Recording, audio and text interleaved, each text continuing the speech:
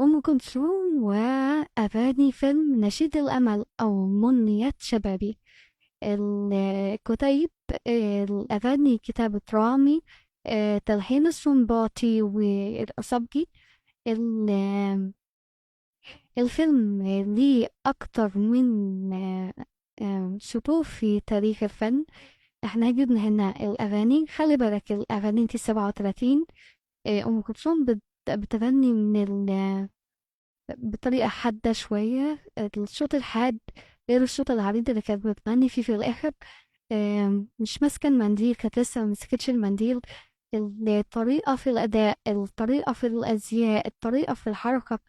آه، رحلة لعام 37 ونرجع نتفرج على الناس كانت بتبقى لابسة ايه وبتتكلم ازاي وبتغني ايه وبتسمع ايه.